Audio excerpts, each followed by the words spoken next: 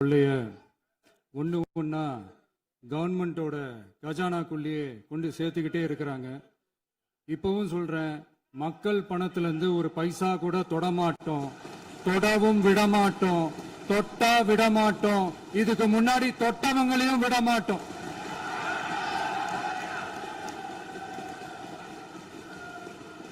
ஒவ்வொரு ஊழலா வெளியில வரும் போலயே ஒவ்வொரு வேஷமா கலைஞ்சிரும் போலயே இங்க இருக்கிற நிறைய பேரு நடுங்கி போய்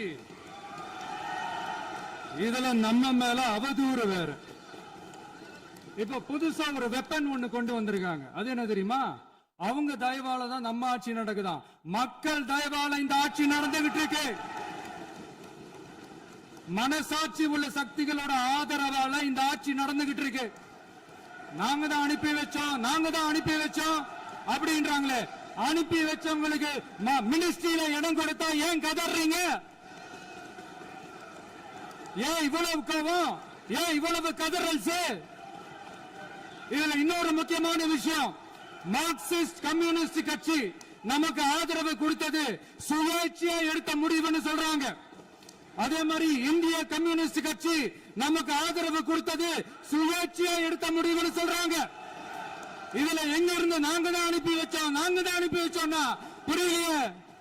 மக்களுக்கு நல்லா புரியும், எல்லாத்தையும் தெளிவா பார்த்துக்கிட்டு இருக்கிறாங்க.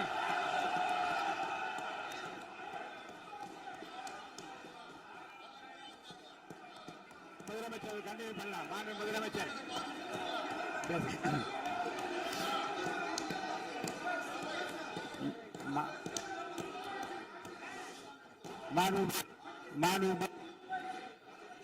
முதலமைச்சர் கண்டினியூ பண்ணலாம். நீ கண்டினியூ பண்ணலாம்.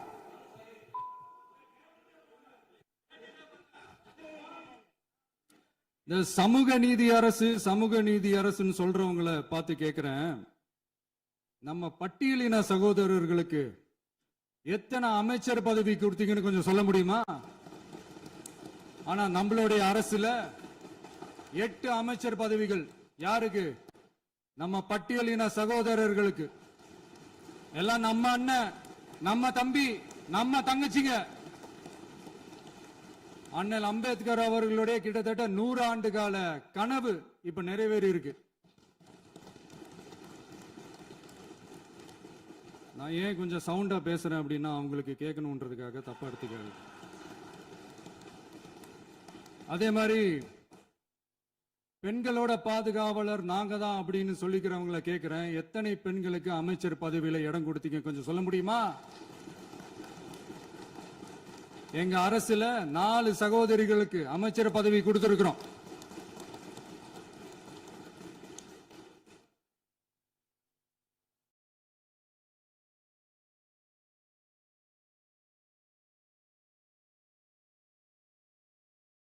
அதனால மக்களால் நிராகரிக்கப்பட்டு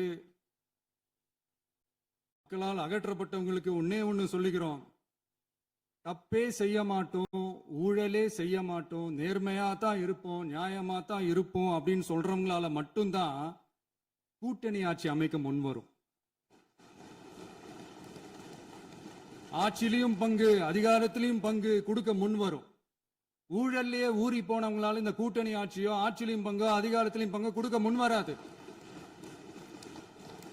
மெஜாரிட்டி இருந்தாலும் தரமாட்டாங்க, மெஜாரிட்டி இல்லைனாலும் தரமாட்டாங்க. கேட்டா ரெடிமேடா ஒரு பதில் ஒண்ணு வச்சிருப்பாங்க, கூட்டணி ஆட்சியை மக்கள் விரும்ப மாட்டாங்கன்னு. அதே மக்கள் தான் இப்ப அவங்கள பார்த்து சிரிக்கிறாங்க. நான் பதவியேற்ற அன்னைக்கு கொஞ்சம் டைம் அவகாசம் கேட்டேன்.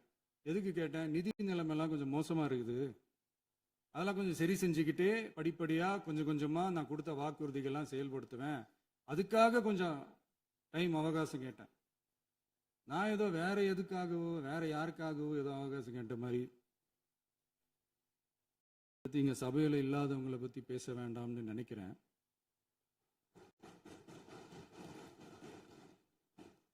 இங்க நம்மளை பத்தி அவதூறு பரப்புறதோட மட்டும் இல்லாம இப்ப நம்ம மக்கள் மேலேயும் அவதூறு பரப்ப ஆரம்பிச்சிட்டாங்க. மக்கள் நமக்கு ஓட்டு போட்டது தப்பான், குடும்பமா நமக்கு ஆதரிச்சது தப்பான். இது இப்போ இல்ல, நான் சொல்றது எம்ஜிஆர் அவர்கள் காலத்திலிருந்தே. அப்பவே அவர் ஜெயிச்சப்போ அதே மக்களை தப்பு தப்பா பேசுறது. மக்கள் என்ன பண்ணிட்டாங்க, எம்ஜிஆர் என்ன பண்ணிட்டாரு, எம்ஜிஆர் என்ன இது பண்ணிட்டாரு. 50 வருஷமா ஒரே டெக்னிக்கா.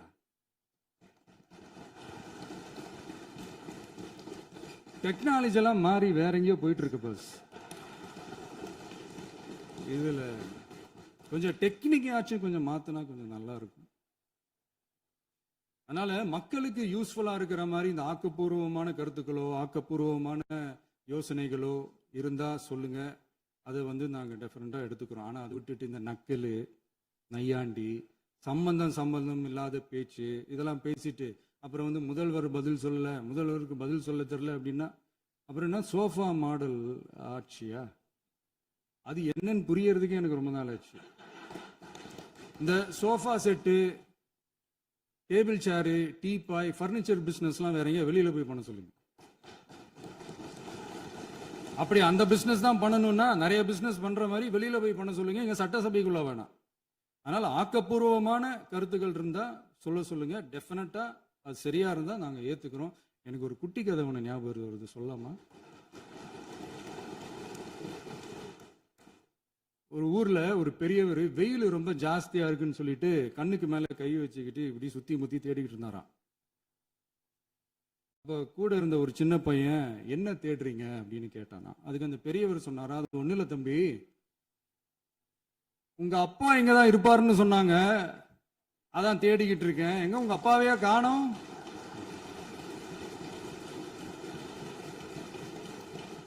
இல்ல அந்த எங்களுக்கும் நக்கலா நையாண்டியா சம்பந்தம் இல்லாத குட்டி கதை இதெல்லாம் எங்களுக்கும் பேச தெரியும்.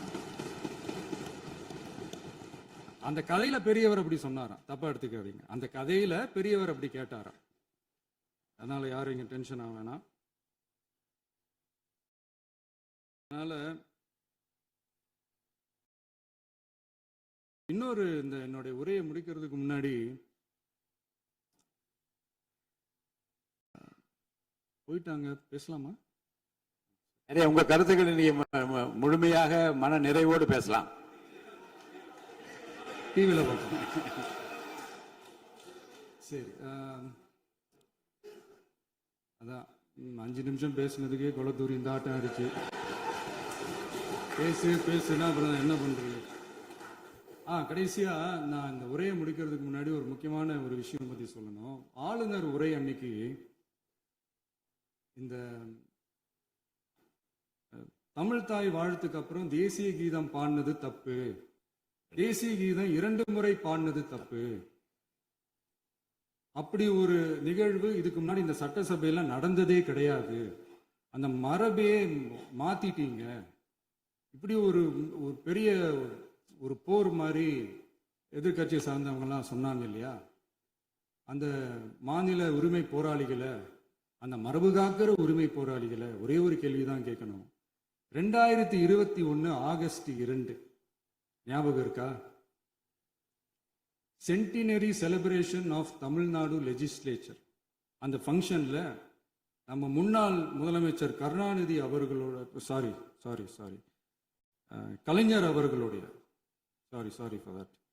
கலைஞர் அவர்களுடைய புகைப்படத்தை மாண்புமிகு குடியரசுத் தலைவர் திறந்து வைக்கிற ஒரு ஃபங்க்ஷன்.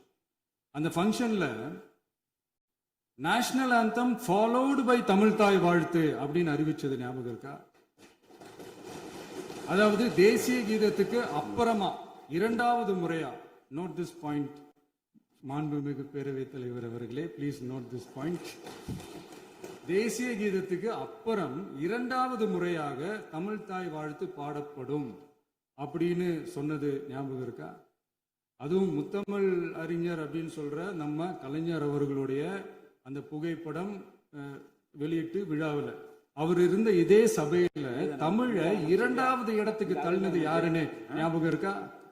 அது மட்டும் இல்ல, அந்த தேசிய கீதத்தை நாட்டுப்பண் நேஷனல் ஆந்தம்னு சொல்லி அதே ஃபங்க்ஷன்ல கடைசியா ஃபங்க்ஷன் முடியும் போது செகண்ட் டைம் தேசிய கீதம் பாடினதும் ஞாபகம் இருக்கா? இதே அவையில் தான், அது அவை குறிப்பிலும் இருக்கிறது, இதே அவையில் தான் நடைபெற்றது. இந்த தக்க நேரத்தில் இந்த ஆதாரங்களை அளித்த மாண்பு முதல்வர்களுக்கு நன்றியை தெரிவித்துக் கொள்கிறேன். ஏதாவது டவுட் இருந்தா இந்த புக்கை பார்த்து தெரிஞ்சுக்கலாம். அதனால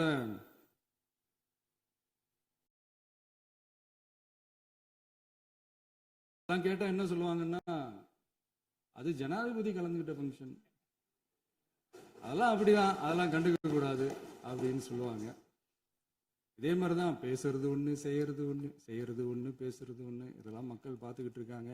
எலெக்ஷனுக்கு முன்னாடி தான் அப்படி செஞ்சுக்கிட்டு இருந்தாங்க. இப்போ எலெக்ஷனுக்கு அப்புறம் அதே தான் செய்யறாங்க. இந்த விஜயையும் சாமானியர்களின் உண்மையான சமூக நீதி அரசையும் அவமானப்படுத்துறதுக்கு தான் அவங்களோட அந்த பொலிட்டிக்கல் சீனியாரிட்டி அது பயன்படுத்துது போல. சரி, செய்யட்டும் செய்யட்டும், நல்லா செய்யட்டும். இப்போ ஆனாலும் நம்மளுடைய மாநில உரிமை, மொழி உரிமை, உத்தமபுத்திரர் போல வேஷம் போடுற எதிர்கட்சிக்கு ஒன்றை மட்டும் ஆணித்தரமாக சொல்றோம். உங்களை மாதிரி தமிழ்னு சொல்லிக்கிட்டு, மொழி, பண்பாடு, கலாச்சாரம்னு சொல்லிக்கிட்டு ரெட்டை வேஷம் போடுறவங்க நாங்க கிடையாது. உலகெங்கும் வாழும் என் தமிழ் சொந்தங்களுக்கு நம்முடைய உத்தரவாதம் தமிழ் தான் எங்க உயிர் நாடி அப்படின்றத மறக்க மாட்டோம். இப்பவும் சொல்றோம், மாநில உரிமையில எப்பவும் உறுதியா இருப்போம். அதே சமயத்துல அரசியல் வேற, ஒன்றிய மாநில அரசுகளுக்கு இடையே இருக்கிற நிர்வாக அணுகுமுறை வேற. இதுல நாங்க ரொம்ப தெளிவா இருக்கிறோம். அதனால எங்களுக்கு பாடம் எடுக்கிறதா நினைச்சுக்கிட்டு உங்க வேஷத்தை நீங்களே கொஞ்சம் கொஞ்சமா கலைச்சிக்கிட்டே வர்றீங்க, மறந்துடாதீங்க. அப்புறம் நேத்து எதிர்கட்சி தலைவர், மாண்புமிகு எதிர்கட்சி தலைவர் பேசும்போது நிறைய பேசினாங்க. அதுல ஒண்ணு மட்டும் அரசு சொல்றதா நினைச்சுக்கிட்டு நம்மளை இன்டைரக்டா ஈவில் அப்படின்ற அந்த வார்த்தையை யூஸ் பண்ணாங்க. எனக்கு ஒண்ணுதான் சொல்லணும்னு தோணுது. ஈவில்ஸ்னு டெவில்ஸ் பேசக்கூடாது.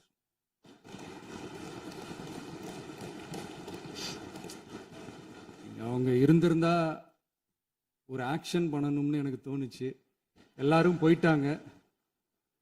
பர்மிஷன் பண்ணலாமா? இப்பவும் பண்ணலாம், ஒன்றும் தப்பு இல்லை.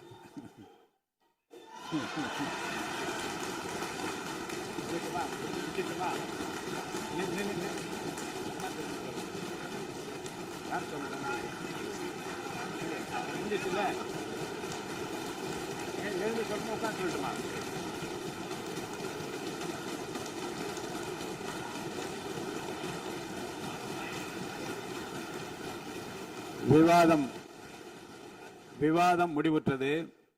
மாண்புமிகு உறுப்பினர்கள் முன்மொழிந்த திருத்தங்கள் வலியுறுத்தப்படுகின்றனவா என்று அறிய விரும்புகிறேன். மாண்புமிகு உறுப்பினர்கள் முன்மொழிந்த திருத்தங்கள் அனைத்தும் பேரவையின் அனுமதியில் திரும்ப பெறப்படுகின்றன.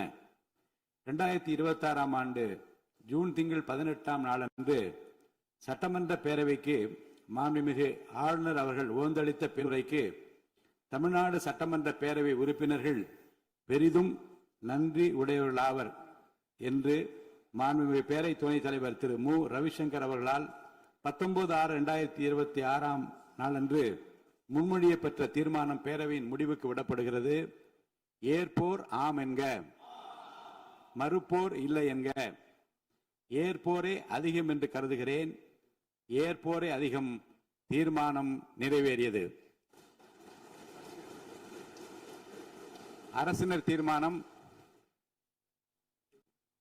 பேரவை மீண்டும் கூடும் நாள் குறிப்பிடப்படாமல் ஒத்திவைக்கப்பெறும் தீர்மானம். மாண்புமிகு பேரவை முன்னவர் அவர்கள். மாண்புமிகு பேரவைத் தலைவர் அவர்களே, பேரவை விதி 25(1) கீழ் 1 பேரவை மீண்டும் கூடும் நாள் குறிப்பிடாமல் ஒத்திவைப்பு பெறலாம் எனும் தீர்மானத்தை மொழிகிறேன். மாண்புமிகு பேரவை முன்னவர் அவர்களின் தீர்மானம் பேரவையின் முடிவுக்கு விடப்படுகிறது. ஏற்போர் ஆம் என்க, மறுப்போர் இல்லை என்க. மறுப்போரே இல்லை என்று கருதுகிறேன். மறுப்போரே இல்லை. தீர்மானம் ஒருமனதாக நிறைவேறியது. பேரவை மீண்டும் கூடும் நாள் குறிப்பிடப்பெறாமல் ஒத்திவைக்கப்படுகிறது. வணக்கம்.